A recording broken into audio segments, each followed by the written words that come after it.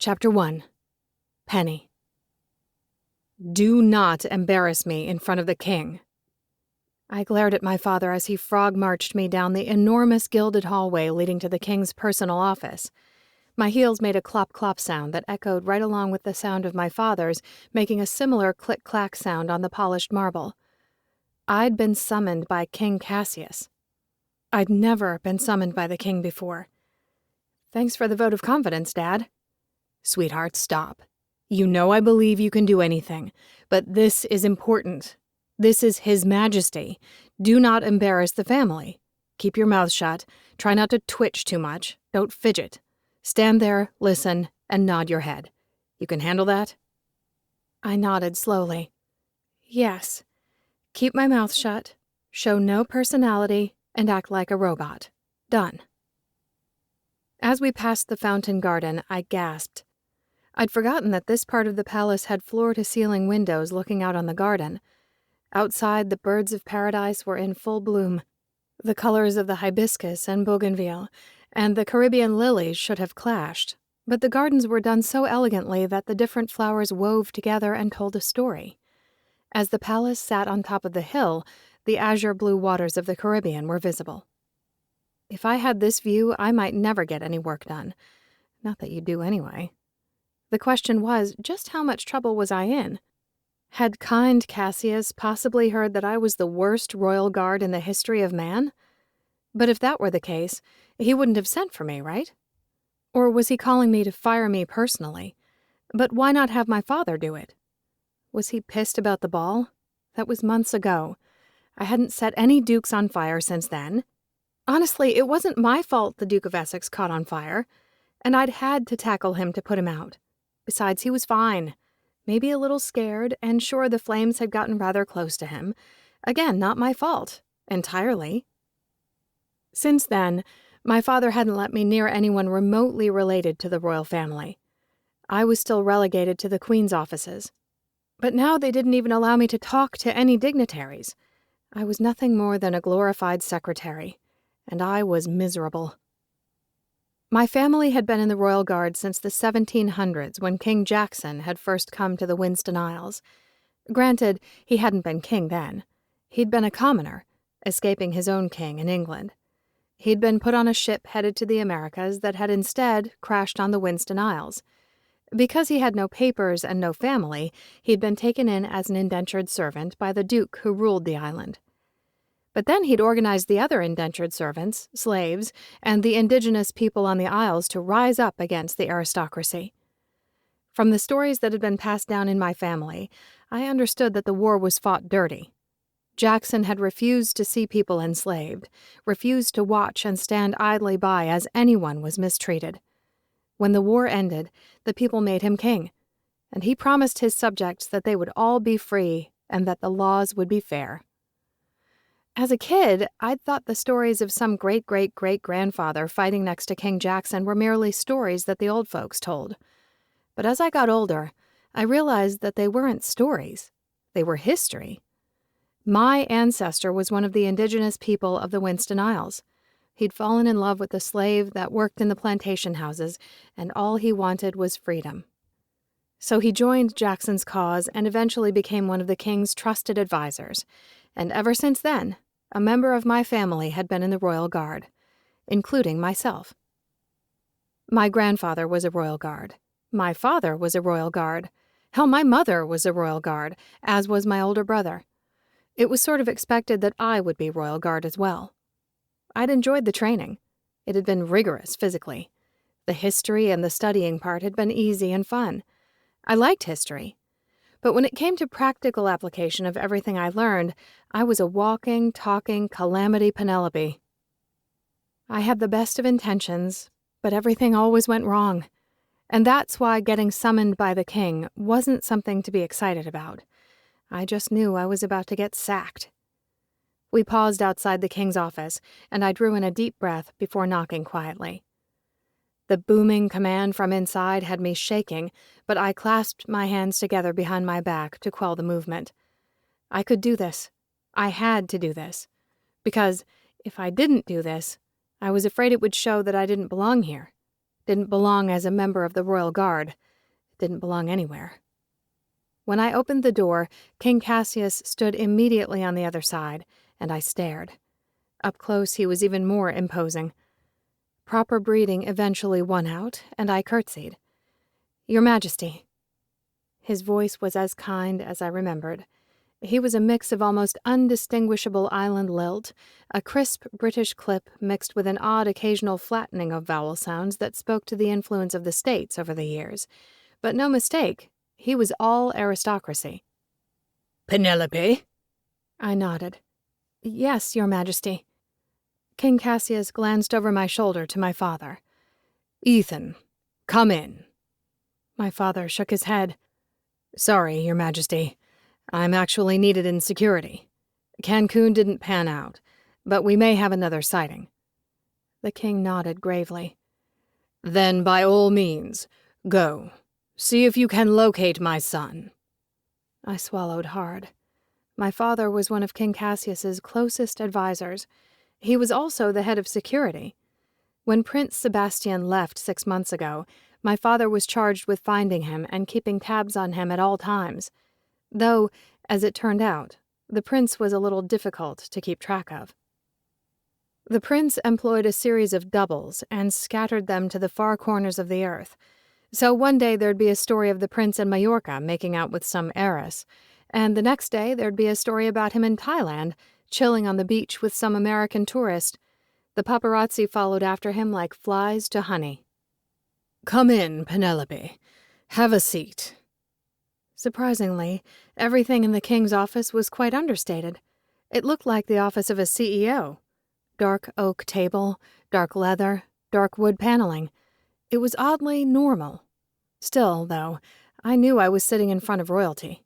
And so, I eased myself down into the chair he indicated and sat on the very edge, trying to remember all the etiquette my mother had pounded into my head. Edge of the seat, knees together, ankles crossed, shoulders straight, head at an incline of 45-degree angle to show interest. Wow, it was exhausting. "You wished to see me, Majesty?" My voice sounded strange in my own ears, warbled, like I was fighting back tears. Well, I was fighting back nerves. "I guess you're wondering why I've asked you to come." I braced myself. "Yes, sir. I can assure you any mistakes I made in the past have been rectified, and I've tried not to embarrass—" He put up a hand. "I assure you you've done nothing to embarrass me, or your father. I wanted to ask a favor."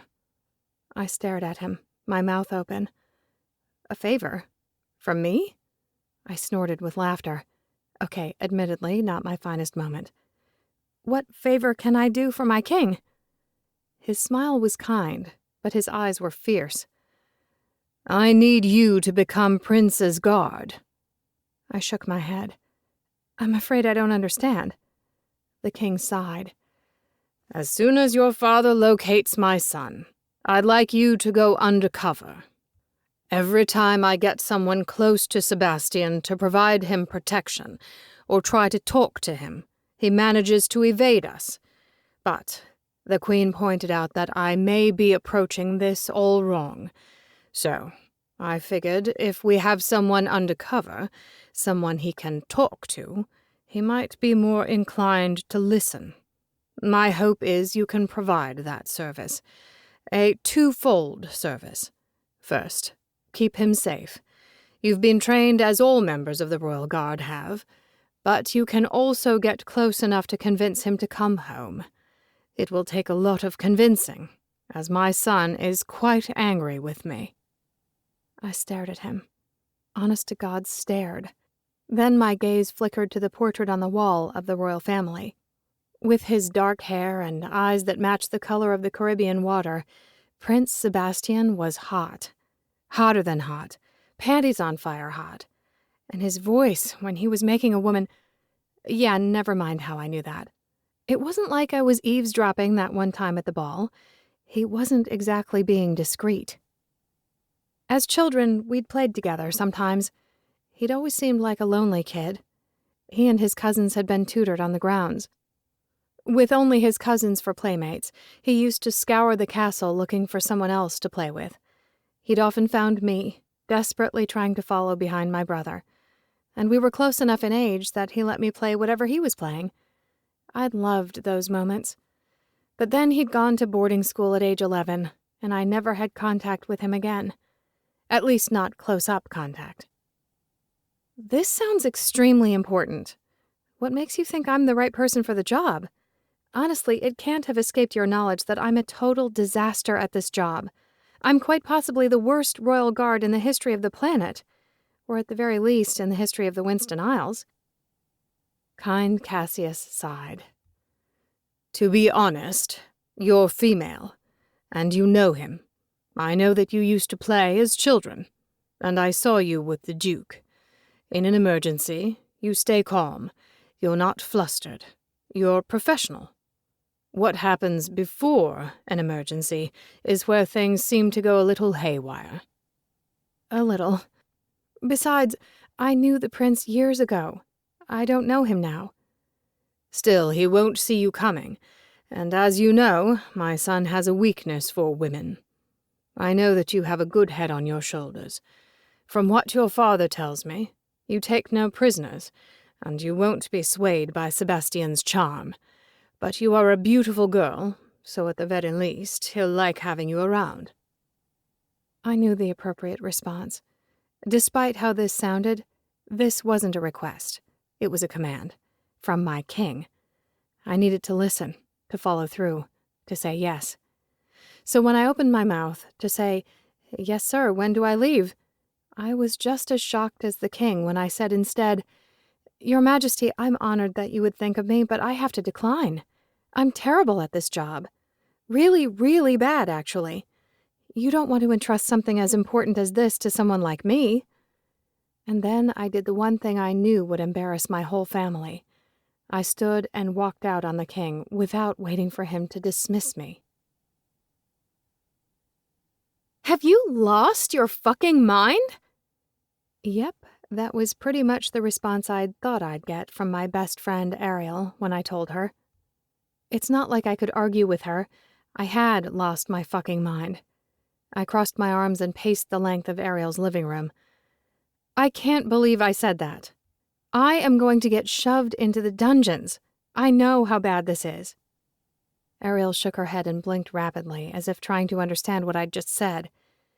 Well, first of all, I want to know exactly what the king looked like when you told him no.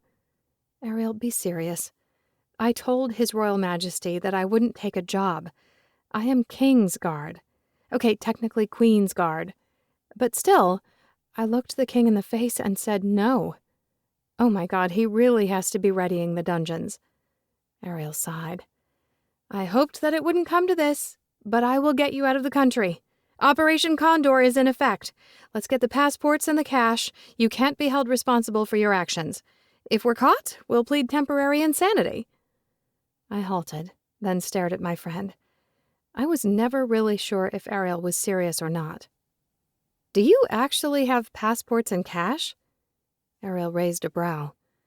Do you really want to know the answer to that question? She'd always said her father knew some unscrupulous people, so it was possible she'd picked up a thing or two from him.